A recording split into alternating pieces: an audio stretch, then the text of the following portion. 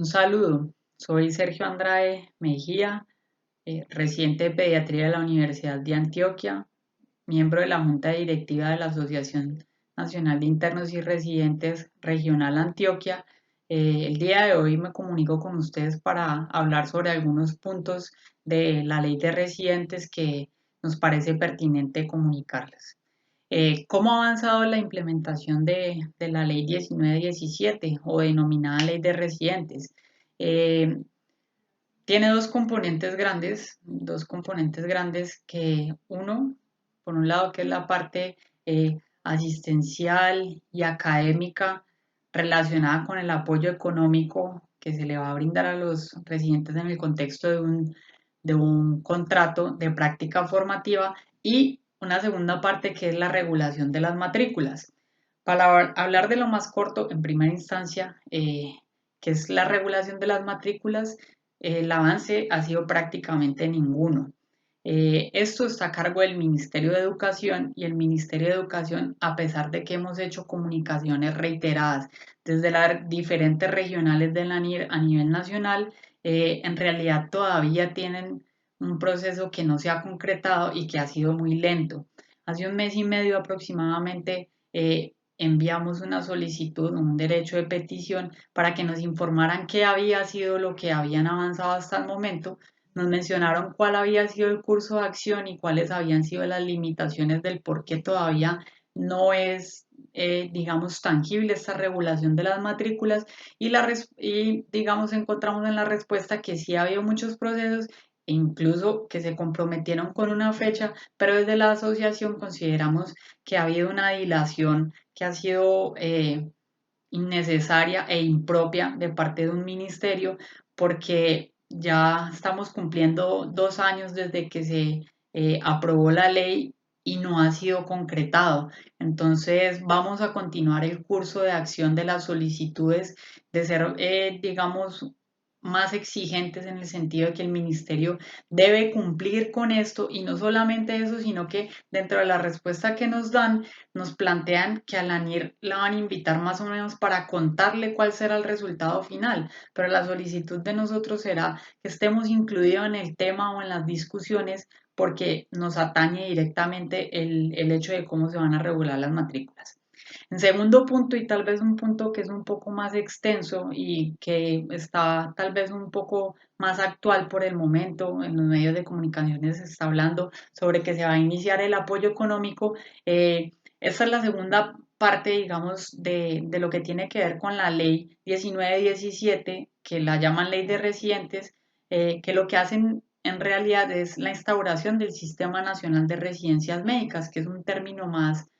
completo, más incluyente y, digamos, tiene que ver con más cosas. Entonces, ¿cómo se ha avanzado en esto? Desde que se firmó la ley, desde que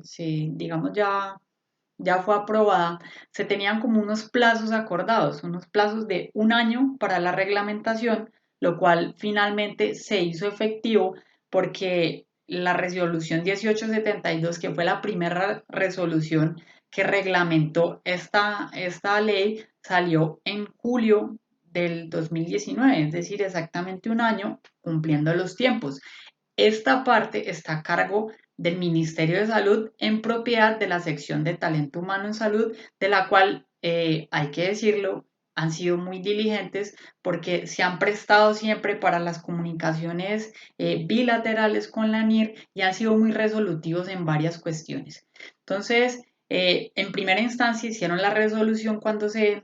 debía, que era hace un año, pero en este transcurso de este año han sucedido muchas cosas que han hecho que fueran necesarias algunas modificaciones en la legislación. Entonces, el año pasado, aproximadamente en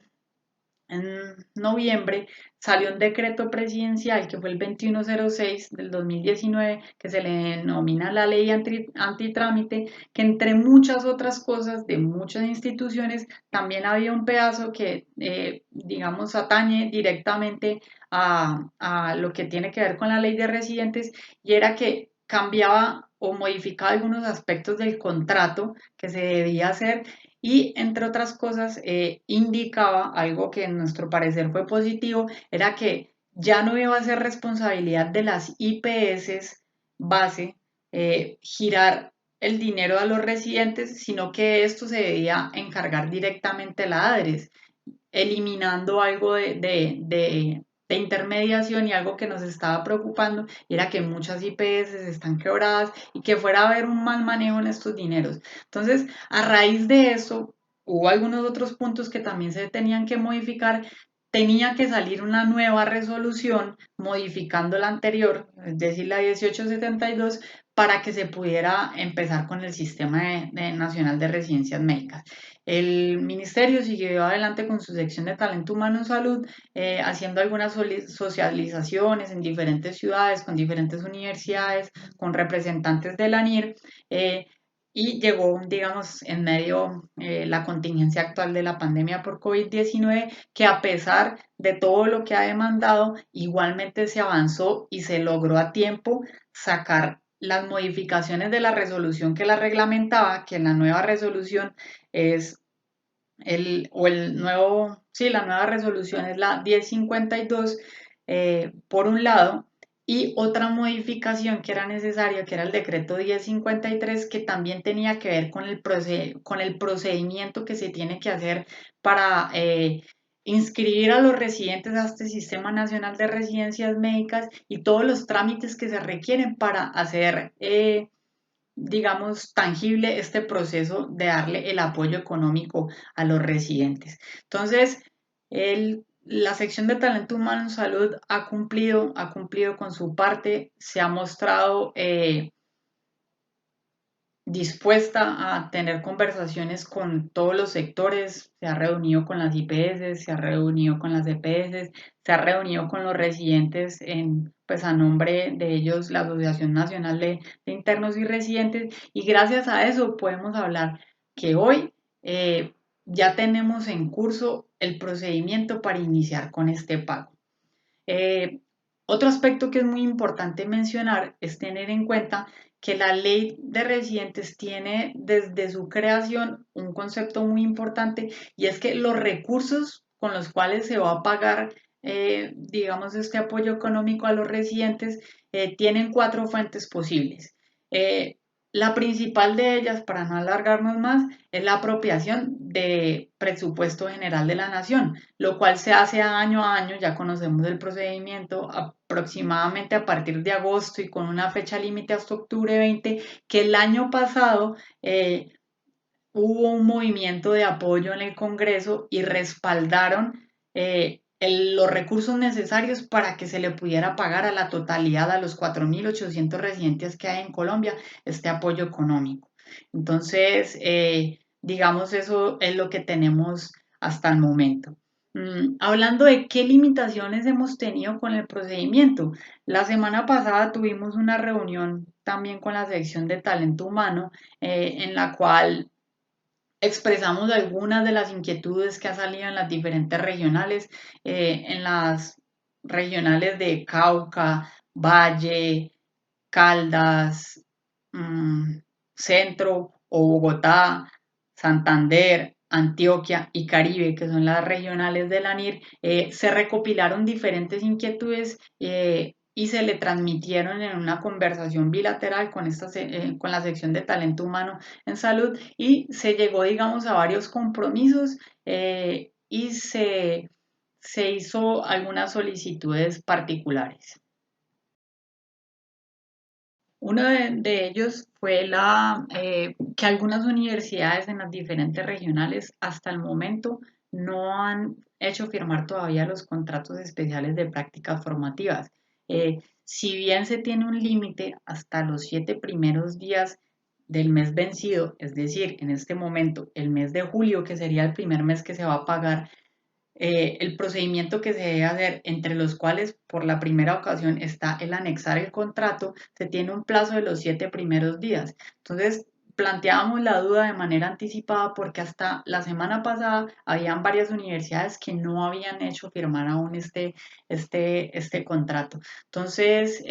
se le planteó, se comentó con el ministerio cuáles habían sido las universidades y ellos se propusieron como tarea hacer las indagaciones esta semana para llegar a concretar eso. Otro de los puntos que ha sido muy importante es que eh, por la actual pandemia, por las resoluciones presidenciales y del Ministerio de Salud, se va a dar un apoyo económico al personal o al talento humano en salud que está atendiendo la pandemia. Entonces, se les estaba haciendo el llamado de atención al ministerio de qué manera se podía instar para que se le hiciera la solicitud a las IPS que incluyeran a los residentes dentro de estos planes de este apoyo económico. Otro de los problemas que ha sido, digamos, complejo de solucionar porque dentro de los contenidos de la ley no existe mucha claridad es que por las modificaciones que ha generado la pandemia en diferentes momentos, algunos residentes en algunas universidades, en algunos hospitales, han suspendido las actividades académicas y asistenciales directas, pero continuaron con actividades académicas, actividades de investigación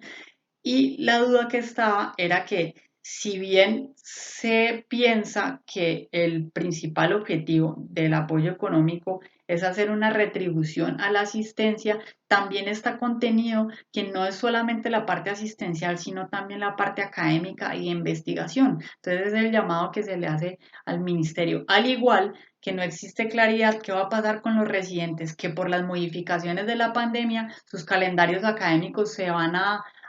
modificar y puedan tener 2 o 3 meses más de rotaciones al final, porque dentro de las cosas que están en la ley es que va a cobijar el contrato o que se va a dar el apoyo económico exclusivamente durante el tiempo que está registrado, digamos, su especialización, bien sea 36 meses, 48 meses o dependiendo del número de años que dure. Entonces, no sabemos en qué momento, a pesar de que el residente ha continuado con sus actividades, así sea académicas, y se le vaya a prolongar su calendario académico, si no estarían incluidos, por ejemplo, si uno hiciera un corte exactamente a los 36 meses o a los 48 meses. Esa es la otra duda que se le planteaba al ministerio. Eh, ya expuestos, digamos, cómo han sido las visiones, cómo ha sido el avance con ambos de los ministerios, me permito agregar un tema adicional que es bastante importante en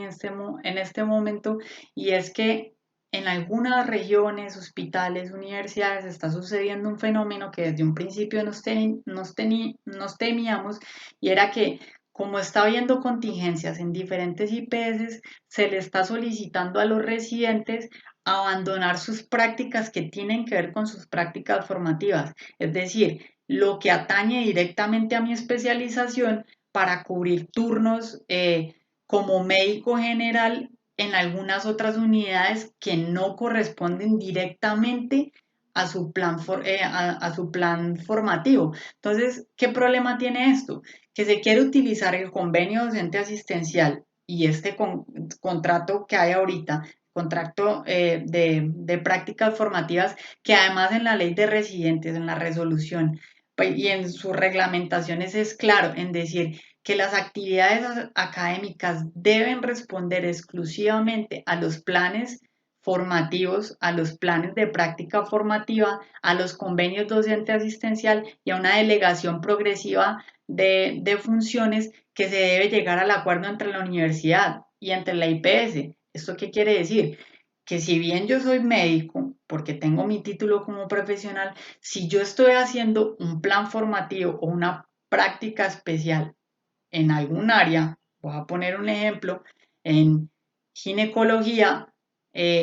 no me podrían poner a hacer turnos como médico general en una sala de hospitalización que no tenga nada que ver con ginecología, simplemente para suplir como el déficit que hay de médicos. Entonces, ¿cuál es la cosa? Nosotros no decimos como residentes que sea una voz general, no, yo no voy a ayudar con eso, sino que simplemente deben ser mecanismos diferentes. El residente que llegue al acuerdo con su programa de formación y que por su voluntad considere que puede prestar un servicio como médico general en un área diferente a la de su especialización, debería ser contratado para que ahorita sí exista una vinculación laboral formal con protección para garantizar que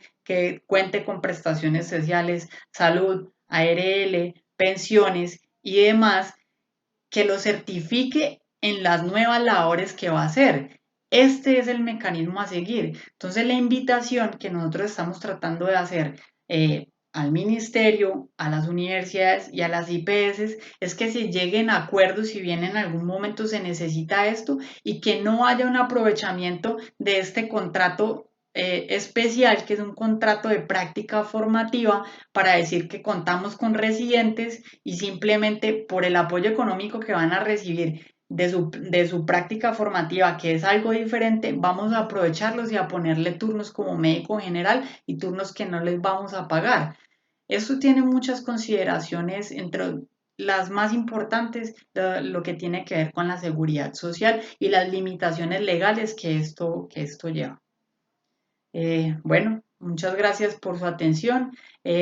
Seguimos atentos como Asociación Nacional de Internos y Residentes en cada una de las regionales para continuar apoyando a los residentes y ese es el llamado final que hago. Los residentes y los estudiantes de medicina debemos continuar agremiados. Debemos seguir haciendo de estas instituciones y estas asociaciones una fortaleza para proteger nuestros derechos, pero también para ir en favor de la educación médica en Colombia y de la salud de la población.